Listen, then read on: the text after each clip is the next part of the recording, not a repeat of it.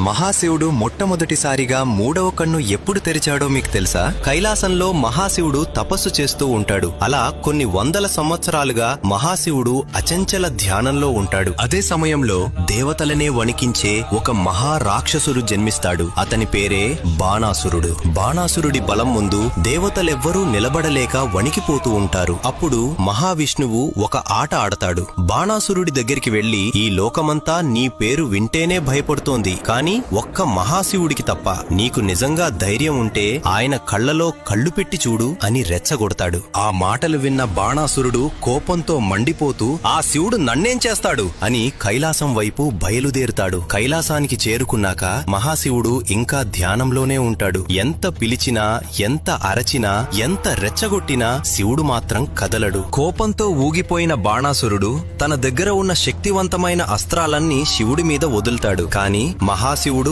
ఒక్క అంగుళం కూడా కదలడు. ఇక మాయమాటలకు దిగుతూ, ప్రభు, నేను నీ భక్తుర్ని, నీకోసమే కైలాసం ఎక్కి వచ్చాను అని నటిస్తాడు. అయినా శివుడు చెలించడు. అప్పుడే బాణాసురుడు చెయ్యకూడని అత్యంత ఘోరమైన తప్పు చేస్తాడు. ధ్యానంలో ఉన్న శివుడి ముఖం మీద తన కాలితో ఒక్క తన్ను తంతాడు. తన్ని అహంకారంతో వికటాట్ట హాస్యం చేస్తూ, కళ్ళు తెరువు తెరువు అని ఎగతాళి చేస్తాడు. అంతే, ఒక్కసారిగా ఆకాశం నల్లగా మారిపోతుంది. ఉరుములు, మెరుపులు ఆగకుండా పడుతుంటాయి. గాలి తుఫానులా వీచుతుంది. వర్షం కుండపోతగా కురుస్తుంది. శివుడి శరీరమంతా అగ్ని జ్వాలలతో మండిపోతుంది. కాని శివుడు రెండు కళ్ళు తెరవడు. అదే సమయంలో మూడవ కన్ను తెరుస్తాడు. ఆ మూడవ కన్ను నుంచి భయంకరమైన అగ్ని జ్వాలలు నేరుగా బాణాసురుడి మీద పడతాయి. బాణాసురుడు మంటల్లో కాలుతూ కేకలు పెడుతుంటే ముల్లోకాలు దద్దరిల్లిపోతాయి. ఆ దృశ్యాన్ని చూసి దేవతలందరూ వణికిపోతారు.